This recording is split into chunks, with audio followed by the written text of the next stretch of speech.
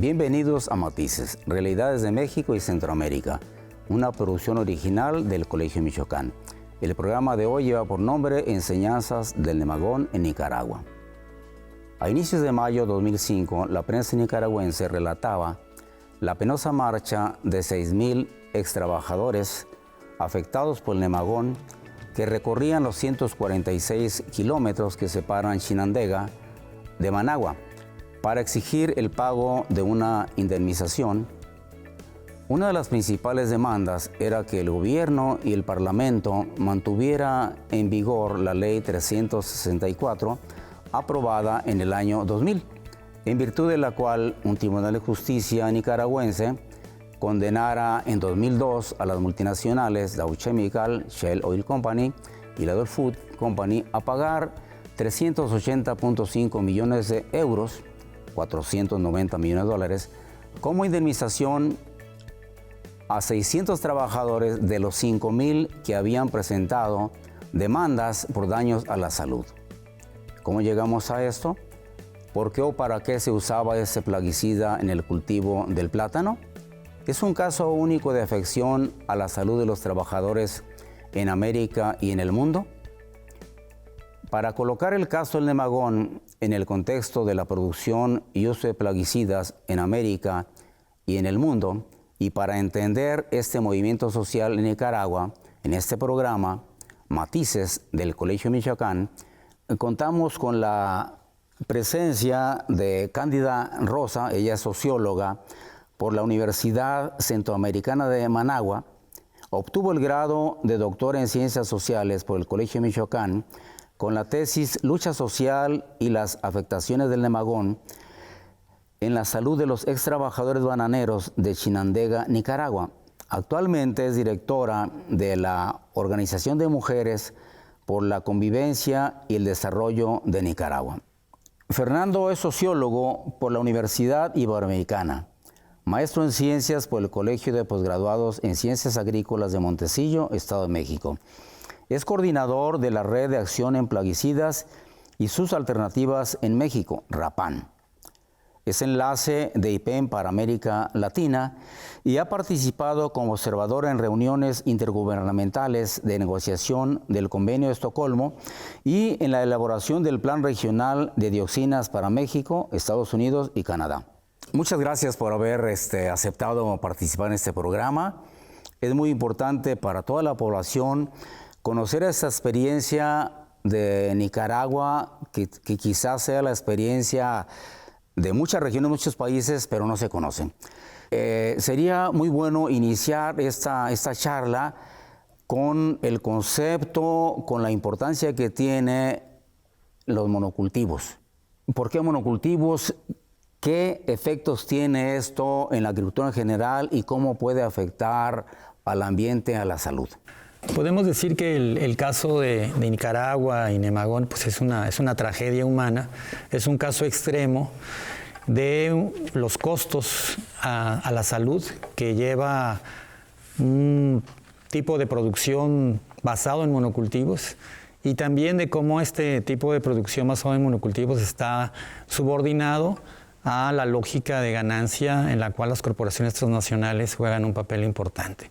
Entonces, monocultivos significa imponer a la diversidad biológica y diversidad cultural una sola especie para aumentar la productividad, sea en el tipo de plantación bananera o en otros cultivos a gran escala, en algodón, los tenemos como los tenemos ahora en soja o soya en el cono sur, o esta idea de que para aumentar productividad es necesario aumentar la escala.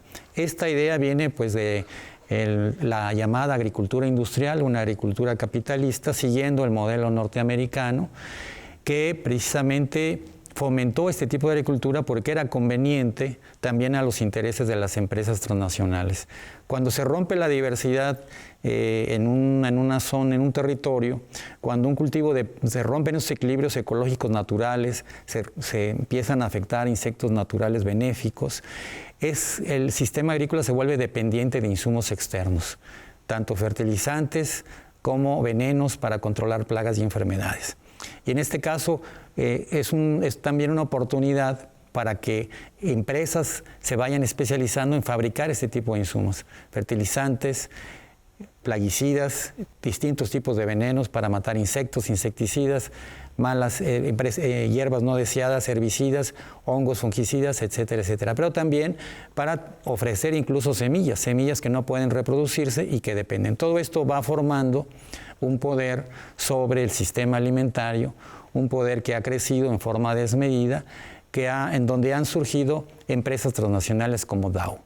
La empresa Dow es una empresa que surgió en el ámbito químico y se expandió al ofrecer estos venenos, y este fenómeno pues se presenta hoy en día con solamente unas cuantas empresas, de las cuales probablemente hablaremos más en el transcurso de la plática, que imponen este sistema alimentario y aprovechan debilidades gubernamentales, la debilidad de la organización, de la falta de organización de los trabajadores para exportar riesgos a veces de productos prohibidos en sus lugares de origen. Fernando, la idea de productividad, bajar costos, no justifica el excesivo empleo de plaguicidas, los monocultivos, no es un argumento válido. Es decir, un monocultivo para bajar costos y alimentar a la población. Sí, esta idea de que este tipo de agricultura industrial va a alimentar a la población es un mito que se ha venido repitiendo desde hace muchas décadas. Ahora sabemos, y la propia FAO, que en su momento contribuyó a este mito, la FAO reconoce que realmente los que están produciendo alimentos en el mundo son los pequeños agricultores. En ellos recae el 80% de la producción de alimentos. Lo que las otras empresas a gran escala producen son insumos para estas cadenas agroindustriales, dentro ya de valores económicos que incluso tienen un valor financiero antes de que empiecen los ciclos agrícolas, y empiezan a alimentar estos alimentos especializados o insumos para la propia industria alimentaria, desde comida chatarra hasta los complejos agroindustriales. Pero esto no significa que va a llegar a alimentar a la mayor parte de la población. Sigue habiendo desnutrición y pobreza, sino a esa parte del sector del mercado que puede pagar. Entonces, seguir insistiendo en una idea de productividad a corto plazo, sin considerar los costos ambientales y sociales, pues es seguir en la misma lógica que en caso extremo llevó al problema de Nemagón, y que se repite en pequeña escala en muchos países. Muy bien. Y si pensáramos esto en el ámbito de Nicaragua, si pensáramos qué monocultivos han sido importantes en la historia de Nicaragua, y en particular entiendo que el banano es relevante para el país hermano de Nicaragua. Bueno, además del banano, que es un producto, pues es un monocultivo por excelencia, en Nicaragua se cultivó el algodón desde 1950. Una vez que el algodón comienza a decaer, como a mediados de los 60, pues llegan las plantaciones bananeras, y eso tiene que ver mucho con lo que decía el maestro Bejarano, en cómo los monocultivos vienen a debilitar, vienen a reproducir, vienen a transformar muchas cosas que tienen que ver con la tierra, tienen que ver con la biodiversidad, tienen que ver con el empleo con bajos salarios. Pero Chinandega, aunque ya tenía antes el cultivo de la caña de azúcar, casi simultáneamente con el cultivo del algodón, es ahora uno de los cultivos que está dejando pues rentabilidad, entre comillas, los grandes productores, pero graves problemas, ¿no?, en el medio ambiente y enfermedades en la población. Pues ya no se diga cuántas plagas, cuántos problemas tendrán los suelos en Chinandega, que es donde se produce la caña de azúcar, aunque hay otros ingenios en Nicaragua, pero los dos ingenios más importantes están en Chinandega. Hay otros cultivos también, como el maní, que no es, digamos, a gran escala, pero sí está teniendo mucho repunte en los últimos años en Chinandega también. Entonces, si tendríamos que hablar de zonas de agroexportación, la realidad es que la región de Occidente, León y Chinandega, son los dos lugares pues, que han marcado mucho con la producción de los monocultivos. Y en general, América Central ha sido, bueno, hay un término un poco peyorativo, ¿no? República bananera. ¿verdad? Sí, es un término feo, en realidad muy peyorativo. Incluso hay una marca de ropa que se llama República Bananera, después de cuando se divulgó todo este concepto, ¿no? Ahí está todavía, Nicaragua llevan estas ropas usadas y allí dice República Bananera. Entonces, bueno, pero pasando a esto, hay un gringo de apellido Samurai que supuestamente fue el que conformó el imperio bananero en toda Centroamérica y que luego con Standard Fruit Company se vino difundiendo tanto en Costa Rica, Honduras, Nicaragua, Guatemala. Pero lo de la República Bananera parece ser que tuvo mayor impacto y mayor trascendencia en Honduras. Y esto tiene que ver mucho con el control, el abuso, la dominación, la subordinación que tienen los gobiernos hacia estas empresas. Entonces ellas fueron en su momento dueñas de los mismos estados, eran las representantes legales, legítimas de esos países, es decir, el presidente estaba como figura ahí. Eran dueñas de todos los ferrocarriles, todo lo que había como infraestructura, tomaban las decisiones incluso de finanzas, impuestos, tributarios, todo lo que les beneficiaba y que podía ser a su conveniencia.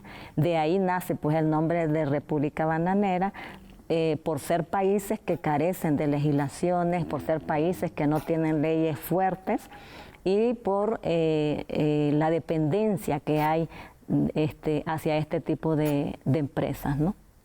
Claro, el problema no es simplemente agricultura o bananos, sino la carencia de un Estado nacional que defienda los intereses de Nicaragua, Honduras o cualquier país, ¿verdad? Si fuera solo la agricultura sería una cosa, pero se trata de una intromisión en los órdenes completos de un país, sí es cierto.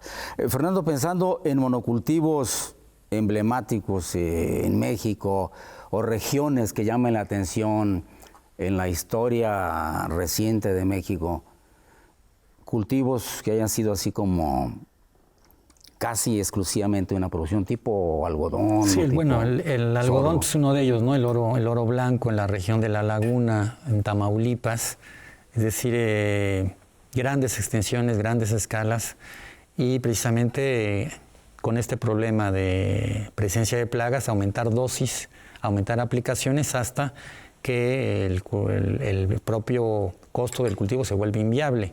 Si a esto generalmente cuando el precio internacional pues cambia, ¿no?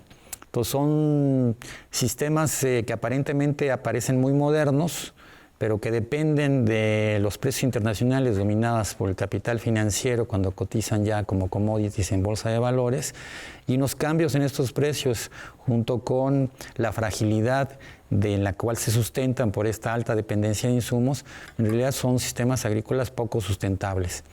Las empresas en los dos extremos, las que proveen los insumos como las empresas que comercializan ese tipo de fibra o de grano, pues están en una competencia feroz, y en el caso de plaguicidas pues es común, y el caso de BCP lo ilustra, pero se puede hablar de otros, incluso de plaguicidas que están usando aquí en Michoacán.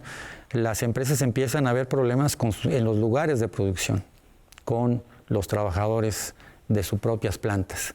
Cuando hay demandas, cuando hay legislaciones fuertes, entonces la producción la exportan a otros países para que desde esos países se produzca este plaguicida y se tienda a suministrar el mercado mundial. Estamos hablando ya de transnacionales que ven el mundo como un gran mercado, y en estos cultivos se van formando paquetes tecnológicos internacionales según las cadenas agroalimentarias, pero siempre aprovechando esta falta de información, no dando toda la información de los efectos a la salud, exportando la propia producción, ¿no?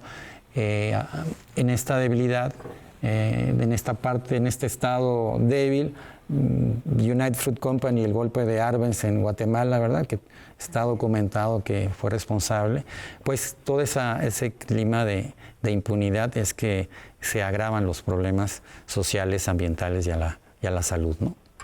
Vamos a un corte y regresamos con noticias.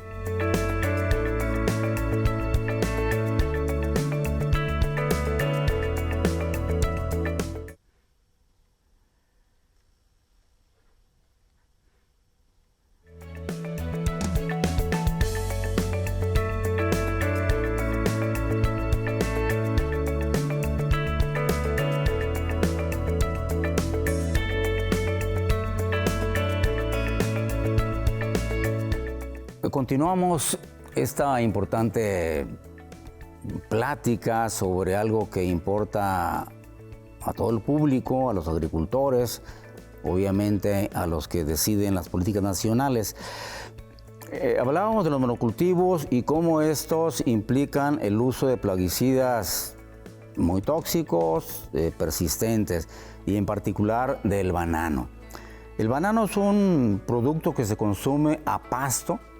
Vamos, es la fruta más barata que hay en el mercado, sobre todo comparada con las uvas, y se encuentra en cualquier abarrote o en cualquier centro comercial.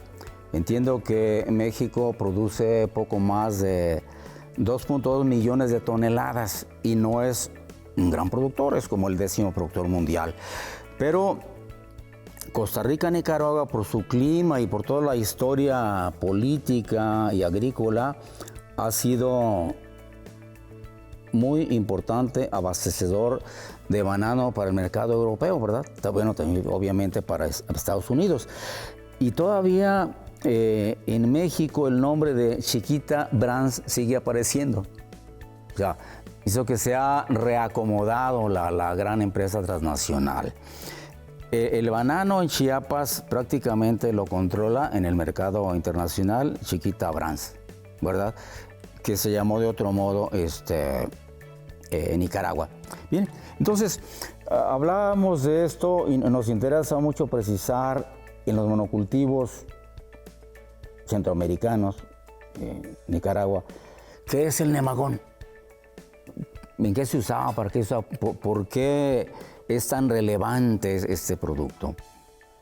Bueno, el nemagón fumazone se conoce con esos dos nombres porque fue elaborado por dos empresas, por la Dow Chemical Company y la Shell Chemical Company. La primera lo produjo con el nombre de nemagón y la otra con el fumazone. Por eso es que se conoce con esos dos nombres. Al menos en Nicaragua llegó con esos dos nombres. El DBCP es su fórmula comercial, 1,2-dibromo-3-cloropropano.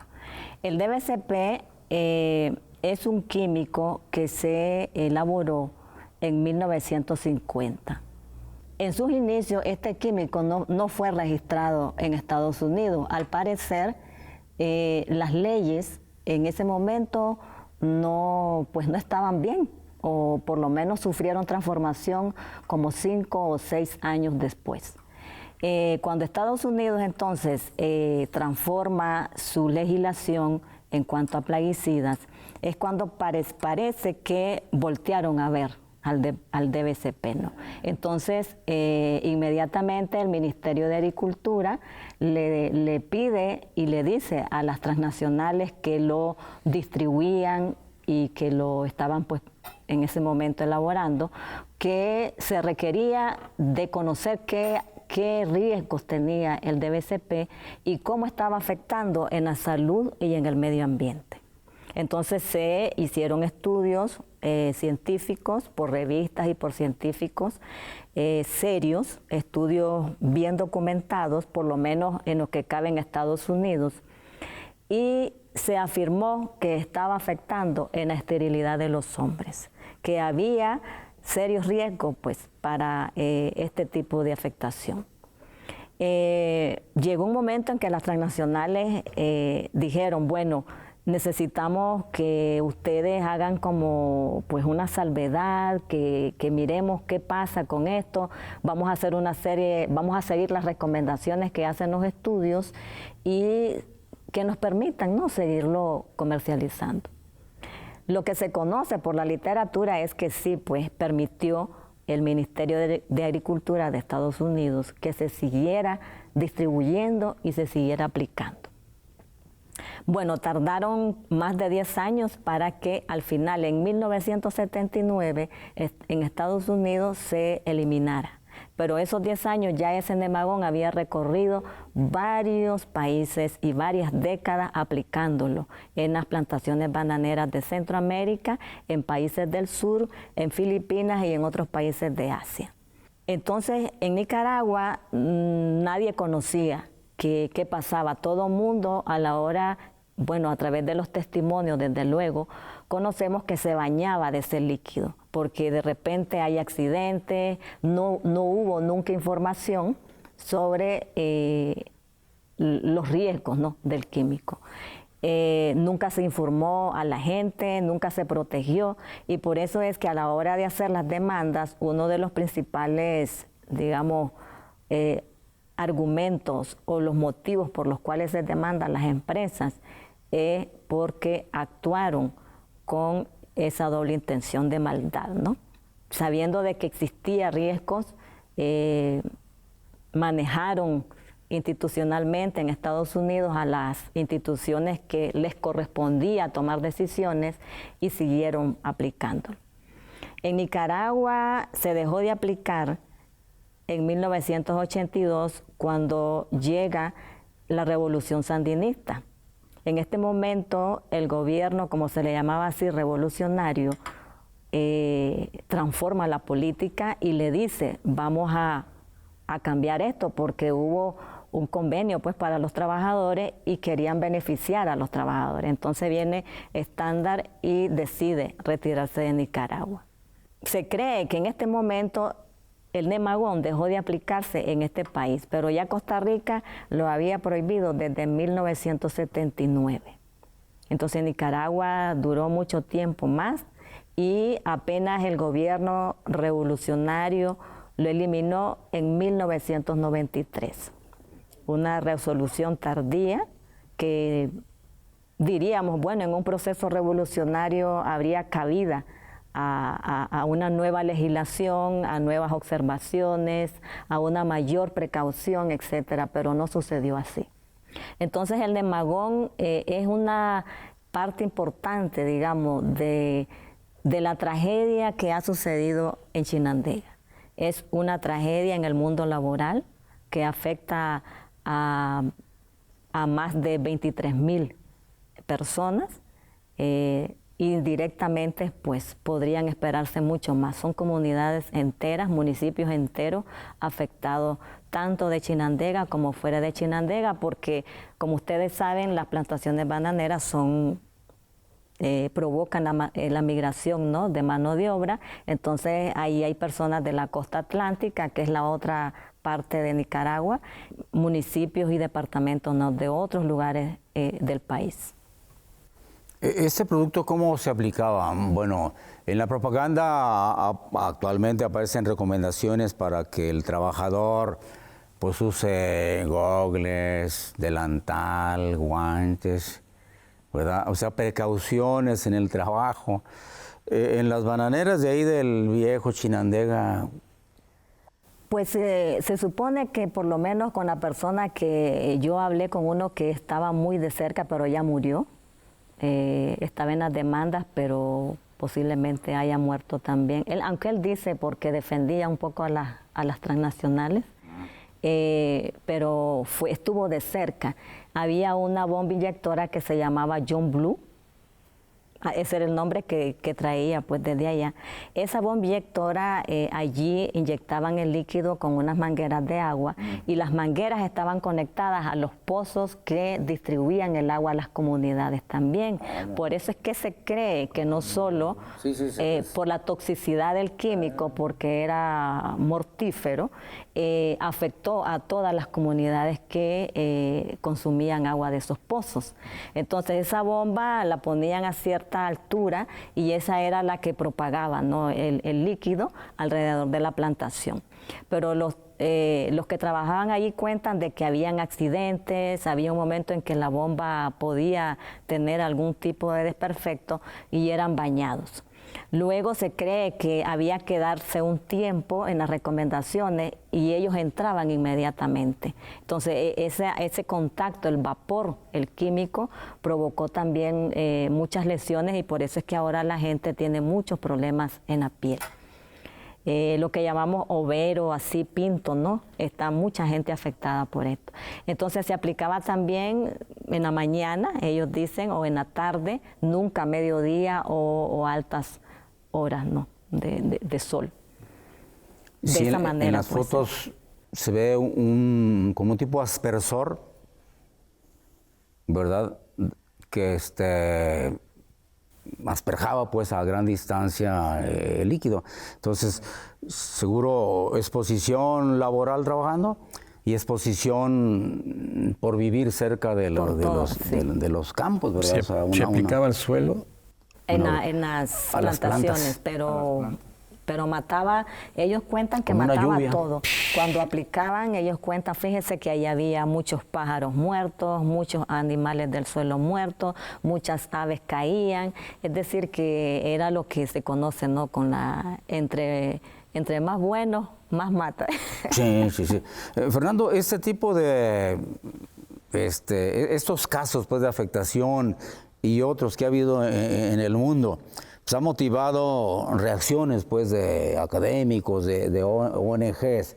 Digamos, ha habido una respuesta de la comunidad internacional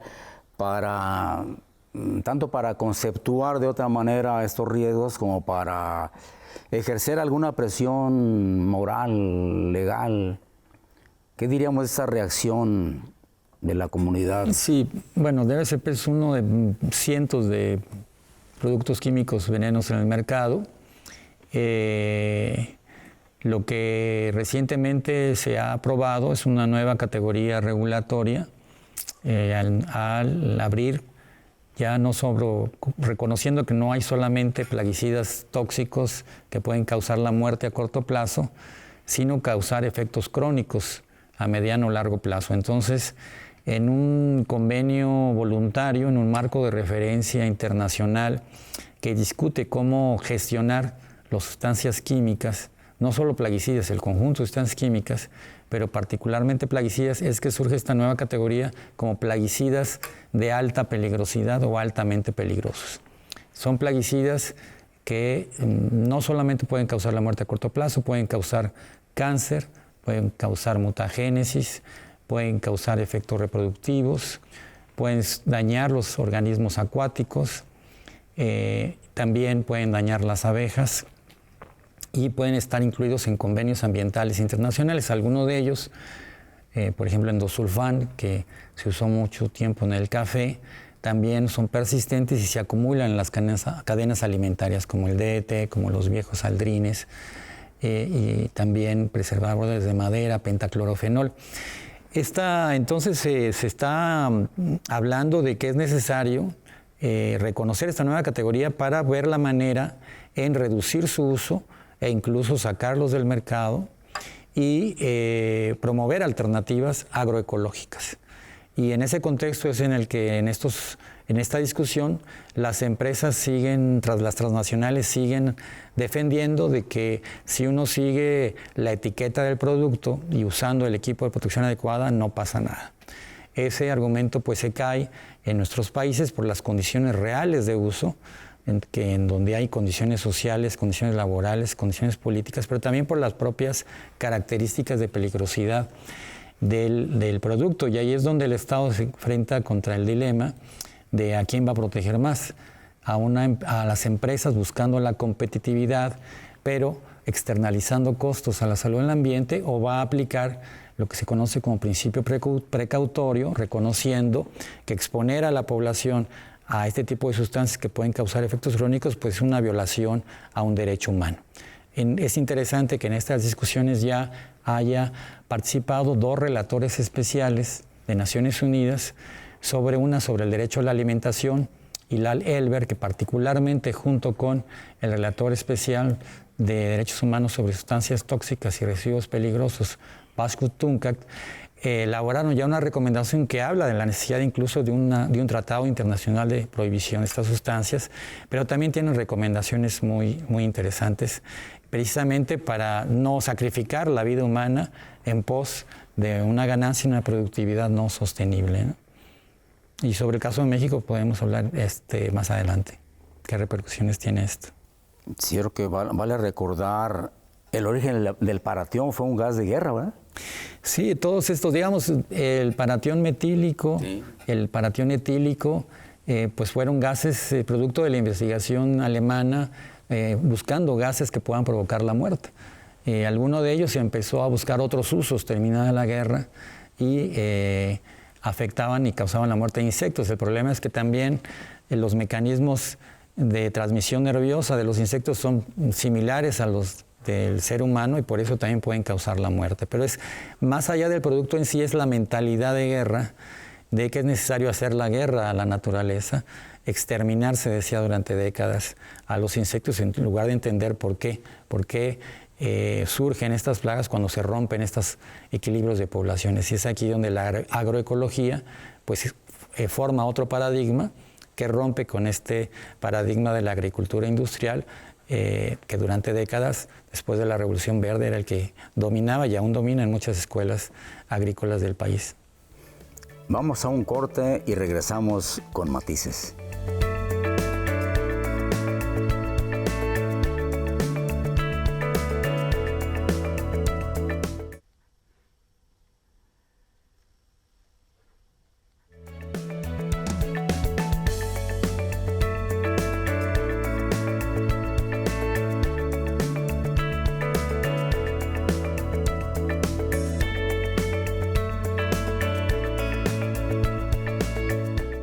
Regresamos con matices. Punto central, la lucha social de los bananeros. Su origen, desarrollo, ¿cómo vamos con esas demandas contra el Nemagón y las empresas? Bueno, la lucha social en Nicaragua es realmente uno de los hitos que tienen los trabajadores afectados en Nicaragua. No se conoce una lucha social de trascendencia como la que sucedió desde el año 2000, pero antes, desde 1997, ya existían los primeros, digamos, reacciones, acciones y movilizaciones de los afectados. Ellos se dieron a conocer sobre todo con unas marchas que se le llaman marchas emblemáticas, no solo porque recorrían grandes distancias llamando la atención o llamando la solidaridad, sino por la presión que ejercieron ellos.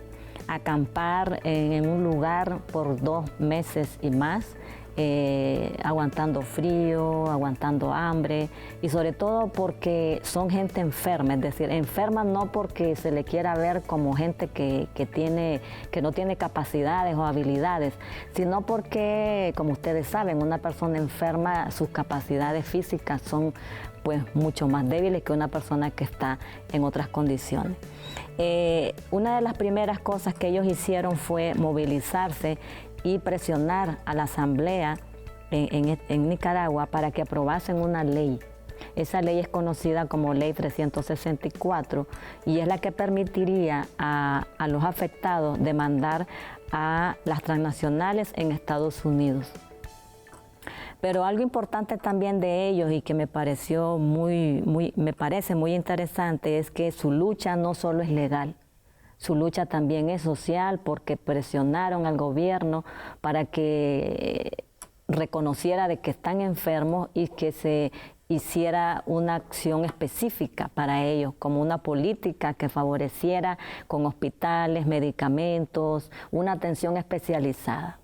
Además que incluso le solicitaron al gobierno a través de estas demandas que hicieron en el 2004 que se eliminara la docena sucia, ¿no? Como ustedes saben que eso todavía en nuestros países se sigue utilizando y que para ellos, para el movimiento, como mucha gente cree que no saben o que no tienen información, saben que afecta mucho todavía en Chinandega con los monocultivos que hay.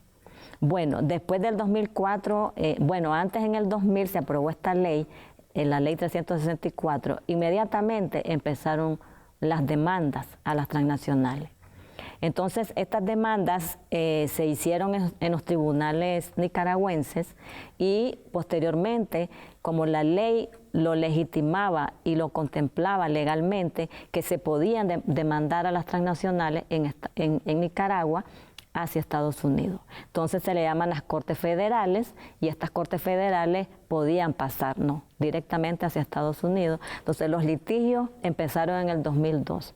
Ahí está la demanda que anunciabas anterior, hay otra demanda de 805 millones de dólares, demandas de 85, 96 millones a favor de cantidades de 100, 200, 500 afectados. Pero una particularidad que tuvieron las demandas en Nicaragua, que si bien es cierto, contempla la esterilidad en distintos grados, la azoospermia es el grado de esterilidad donde el varón, el hombre, no tiene ningún esperma.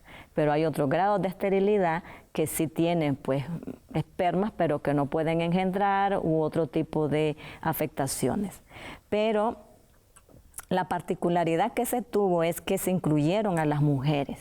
Aunque la ley no lo contemplaba, solo contempla esterilidad, las mujeres no demandan a las empresas por esterilidad, sino por otro tipo de afectaciones en su salud, como cáncer en mama, cáncer en el estómago, afecciones de la piel, en los huesos y otro tipo de dolencias y enfermedades, porque ellos conviven con una, digamos, combinación de dolencias y enfermedades. Bueno, pero uno de los graves problemas que hay, que diría yo que es grave, es que además de que es trascendental lo que se hizo con las demandas y los fallos que hay ya. Entonces las empresas transnacionales empezaron a argumentar de que esas demandas tenían fraude, ¿no? Pero hasta cierto punto falló una de las demandas donde sí hubo, y se reconoce en Chinandega por los letrados, de que sí hubo fraude, con testigos falsos y entrevistas falsas y exámenes falsos. Entonces esa demanda, una vez que hizo el fallo en Estados Unidos y no se fijó bien la juez que hizo el fallo, entonces la devolvieron. Eso fue un revés y un grave problema para la lucha en Chinandega, porque debilitó al movimiento, dividió a los grupos, dividió a los bufetes de abogados, que eran 4 los que estaban representando, y era, digamos, un pleito, además que era un pleito legal, era un pleito entre líderes y abogados. Y la lucha ahí está, pues, ahí están la gente todavía, y después de los fallos las empresas nunca aceptaron y nunca se llegaron a, digamos, a desembolsar. Lo que han hecho las empresas ahora es hacer arreglos extrajudiciales con los abogados o con los líderes locales y dándoles migajas pues a la gente, con el hecho de ver cómo se salen de esta demanda y haciendo que esto dilate mucho más tiempo, que la gente se canse, que los abogados se vayan, que al final desistan de las demandas, porque hay una figura que se llama el foro no conveniente, es no darle entrada a todos los fallos que se hacen en los países de origen. Fernando, pensando en este caso y mirando hacia México o hacia otras regiones, derechos humanos, reglamentaciones, conceptos, respuestas que ha habido, y hoy el nuevo gobierno en México, perspectivas frente a esto, ¿qué podíamos pensar, decir? Sí, decíamos que el caso de Nemagón de esterilidad es un caso de injusticia ambiental, de violación de derechos humanos, y lo que ha insistido este relator especial de Naciones Unidas es que la exposición involuntaria a plaguicidas en los residuos en alimentos, por la deriva, en las aspersiones aéreas, por contaminación del agua como trabajador, esa exposición involuntaria es una violación a un derecho humano. Hay un conjunto de plaguicidas, decíamos, altamente peligrosos, que tienen estas características de causar efectos crónicos graves, además de daños ambientales, y las organizaciones de la sociedad civil pues, han propuesto herramientas para poder hacer diagnósticos sobre esta situación. La Red Internacional de Plaguicidas, que inició con esta docena sucia de plaguicidas, que debían ser prohibidos a nivel mundial, la Red Internacional de Plaguicidas, Pesticide Action Network Internacional, ha elaborado una lista con criterios, retomando criterios de FAO-OMS y criterios que en la opinión de PAN deben incluirse, como es la toxicidad, si en caso de que sea inhalado, si es fatal, o como si, por ejemplo, afecta a polinizadores o afectación de abejas. Entonces, comparando esta lista con lo que la COFEPRIS, que es la autoridad responsable de autorizar el registro de plaguicidas en México en 2016, elaboramos un diagnóstico en este libro de los plaguicidas altamente peligrosos en México, con la colaboración de varias universidades y expertos, y encontramos, en resumen, pues un perfil muy preocupante. 183 ingredientes activos, plaguicidas altamente peligrosos, que tienen una o más de estas características, que pueden provocar cáncer, pueden provocar mutagénesis, alteraciones hormonales, alta afectación a abejas, afectación a organismos acuáticos, una o más de estas características, y 140 ingredientes activos también prohibidos en otros países. Entonces, esto es una situación grave, porque a pesar de todas las décadas de neoliberalismo, desde el Tratado de Libre Comercio de América del Norte, en que la agricultura se incorporó y que nos armonizamos con el gobierno mexicano, pues nos armonizamos también con un socio, Estados Unidos, que también tiene una regulación sumamente débil. Acaba de salir un artículo científico donde hace el recuento del 25% del uso de plaguicidas en Estados Unidos están también con 71 moléculas prohibidos en otros países. Es decir, la Unión Europea adelantó en regulaciones y Estados Unidos se quedó atrás precisamente por la penetración de las corporaciones en los organismos reguladores. Todo esto pues entonces ha motivado pues, la lucha en distintos frentes, y en México Greenpeace, junto con otras organizaciones, inició una queja ante la Comisión Nacional de Derechos Humanos, junto con 43 quejosos. Nosotros participamos en el proceso de elaboración de la queja, aportando las evidencias de este libro y otras, al igual que otros organismos no gubernamentales. Y la Comisión Nacional de Derechos Humanos finalmente en diciembre del año pasado, y dando a conocer en enero de este año, manda una recomendación sobre plaguicidas de alta peligrosidad dirigida a COFEPRIS como autoridad responsable del registro, a Semarnat, a la Secretaría de Agricultura, ahora SADER, que es aceptada por el nuevo gobierno. Entonces, el nuevo gobierno, a diferencia de los anteriores, acepta de manera inmediata estas recomendaciones, y estamos encontrando una actitud distinta en COFEPRIS, en Semarnat, ahora con el doctor Víctor Toledo al frente. Y hay retos, porque una de las recomendaciones precisamente dice que deben de introducirse este término de plaguicidas altamente peligrosos en la legislación, que el Plan Nacional de Desarrollo debe tener programas sectoriales con objetivos y metas medibles para una minimización del uso de plaguicidas altamente peligrosos y también la cancelación de registros. Sabemos que hay pláticas con las propias empresas formuladoras en este momento para ir sacando del mercado algunas moléculas.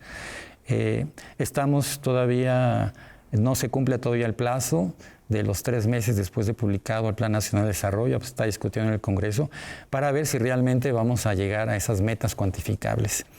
Eso requeriría pues, un cambio de mentalidad en la manera como concebimos aumentar la productividad agrícola y orientarla hacia una comprensión más agroecológica de los problemas de plagas, y dejar de sacrificar la vida humana y los derechos humanos en pos de una competitividad. O sea, la vida humana es primero, y rescatar del deterioro tan grande ambiental y ecológico todos nuestros ecosistemas, y fortalecer también los mecanismos de denuncia para que cese la impunidad que como el caso de Nicaragua, pues lleva años de litigio cuando uno enfrenta a transnacionales tan poderosas como DuPont, la segunda empresa más grande después de que Bayer y Monsanto, la transnacional segunda más importante del mercado de plaguicidas, que también están controlando semillas. Entonces, todo esto es parte, pues, no solo de lucha ambiental,